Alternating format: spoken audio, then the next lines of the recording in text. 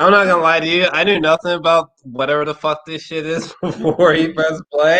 I'm gonna be completely transparent. I didn't even like the first few minutes of whatever this pilot episode was. I was actually low key. I was about to text you a few minutes in, and I was about to be like, you know what?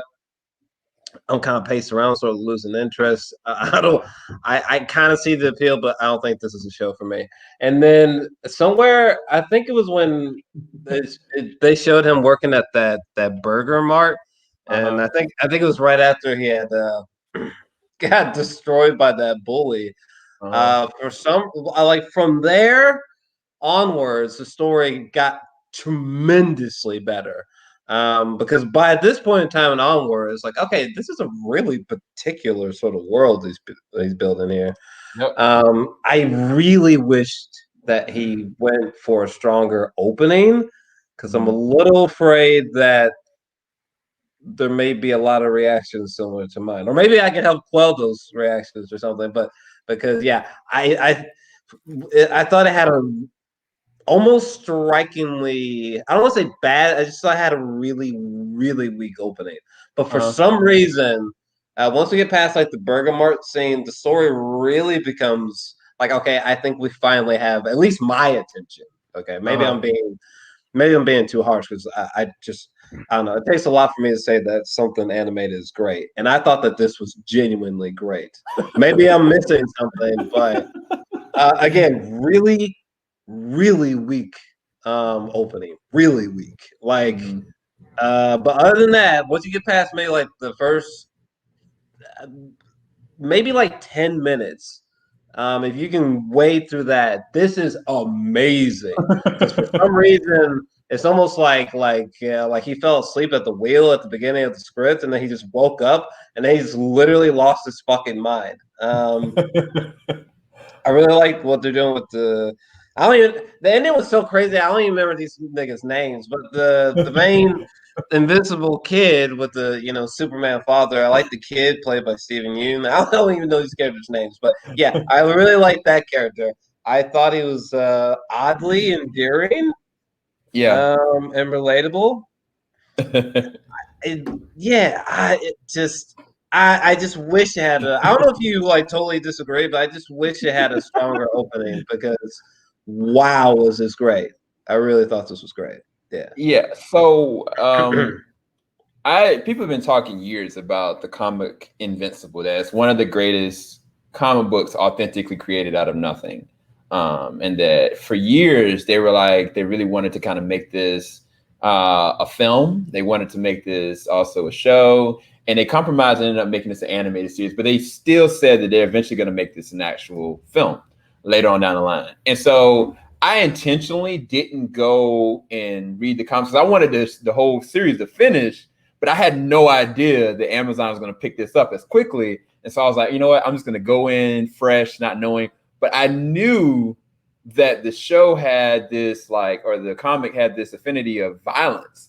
And so when we watched in the beginning of the show, I was kind of like you, I was like, oh wow, maybe this is gonna be like a PG version. Like I swear, like I was like, this is maybe like one of the old Justice League episodes. Yeah, it felt so innocent, I cannot believe I'm this gassed about talking about this because, like, legitimately, and this is no disrespect to Robert Kirkman or something, but like, it just looked almost painfully uninteresting from the outside in. So I'm really glad that I saw this because, like, I would love to sell people on this show, or at least this pilot, anyways, because this pilot was like off the chain. Like, I wish I could have a word with that marketing team, boy. Shit, because I think what they're doing is they're basing this on the people that know the comic, but I think that they really could sell this a completely different way. But it could be this. It could be this. At the beginning of the episode,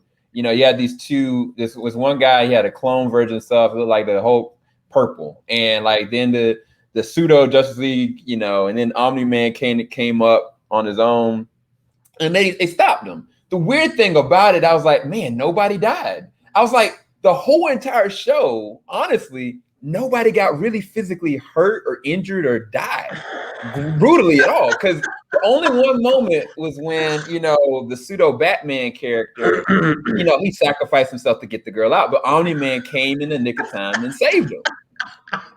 Till you get to the very end. Matter of fact, no, it's even worse than that, because the show could have ended with, your boy Mark in his suit finally like realizing himself, and then just went from there. But they're like, no, they're gonna continue it.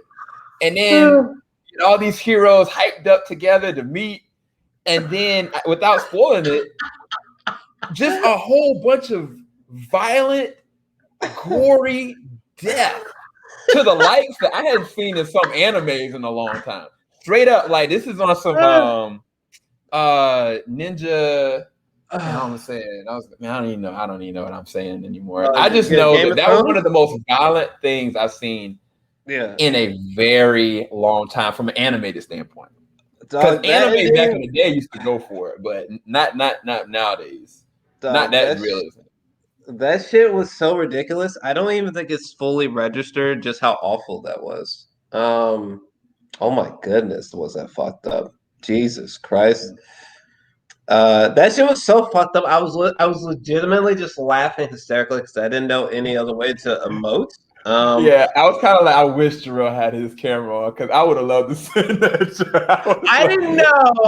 Like I said, I had no idea the show was gonna be this good. Like, I had no idea. Not this. This is so good that like I'm actually mad at the marketing because what the fuck? Y'all should have took a totally different approach to get somebody like me to watch. Because shit, this is some heat right here.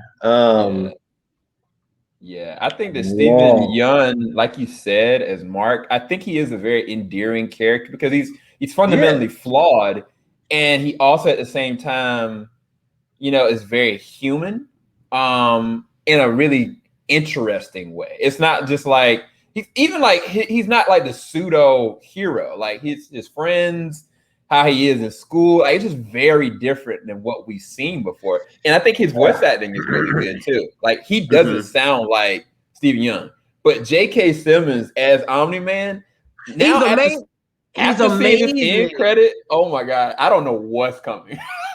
he has this amazing dominance to the role that's hard for me to articulate. I'm kind of just blown the fuck away. Like I wasn't expecting to be blown away.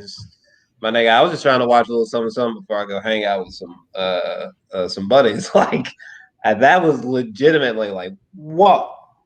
Yeah, it was some heat. It really was some heat, you guys. So if you guys are watching this and wondering if the show is worth it, oh my god, we're not spoiling anything. We're just telling you when the time comes, you'll realize why we're saying everything we're saying.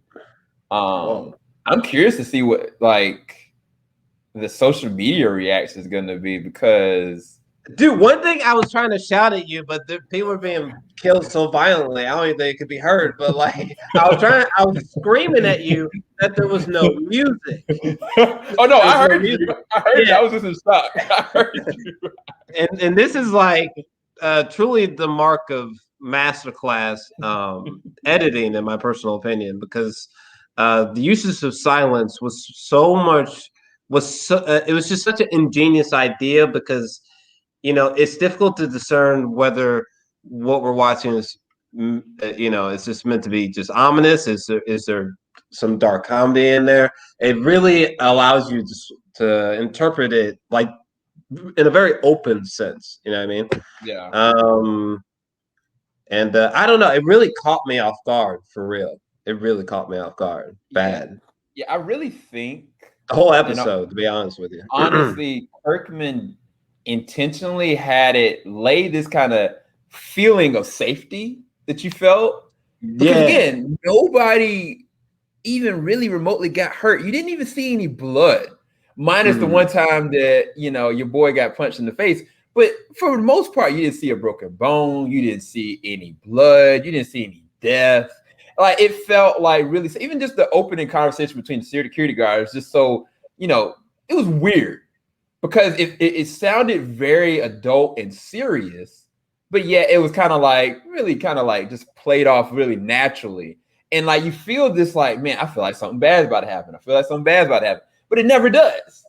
And then you know what? I'm gonna say something slightly fucked up. You know why I don't talk about, like, a lot of you guys talk about a lot of these DC like animated films or Marvel animated films that have animation style similar to Invincible. One of the reasons why I don't be talking about these goddamn films is because I'm not gonna name any names, but I ain't trying to be disrespectful. But the reason why I watch these films, because a lot of them, they just bleed together, or they're just more or less the same. It's just a different plot. Kind of like the execution of Smallville. You know, my heart's always there for you, Smallville. But anyway, this was genuinely something different, for real, for real.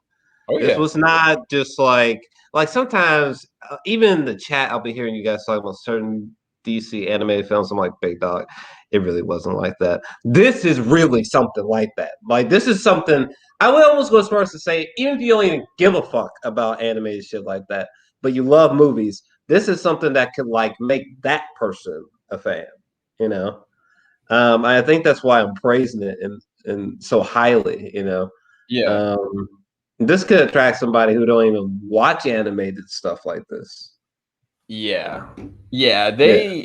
their marketing on Twitter, I followed them and I've been following the notifications and they've been plugging it a lot. They've been plugging it a lot, but I don't think people know what the show really is unless they've actually read the comics. Those people that read the comics, they know what's coming, but everybody else does not. And I mean, No. yeah, like if you want to set the bar, this first episode did it. Yeah, Period. because this came across like, oh, like Robert Kirkman's just dipping his toe in the superhero world. Like, that's, I don't know about all that, but and then it looks like he's taking like a super safe route. Like, I'm really not interested now. And good God, was I wrong? Jesus Lord. Yeah. Well, for me, as the first episode, this is a 10. It really did. It exceeded my expectations. I do agree with you. The slow burn, it definitely was off-putting.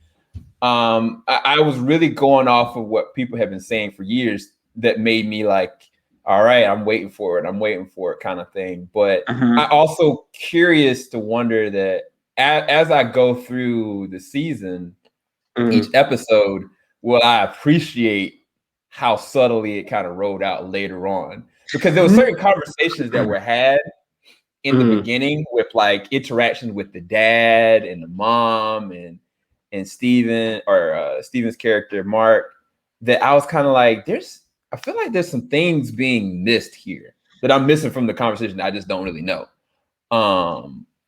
But we'll see. I enjoyed it though. Go ahead. I'm done. I'm done. Yeah, I don't know how to rate that. I can't even articulate just how much that took me aback, because that shit looked boring, fam. So I'm kind of like at a loss for words. It's definitely a 9 or a 10 out of 10, but I don't know which one because that superseded my expectations. Yeah, and again, he hadn't seen a trailer or anything. Like he didn't even Nothing. know that Mark Hamill was one of the voice actors. He didn't know that Stephen Yeun was one of the voice actors. So Jarrell went into this completely cold. So hopefully you guys enjoyed our first review, and maybe you might see our reaction somewhere. We'll see. That's all I'm gonna say. Later, guys. I can't believe that just happened.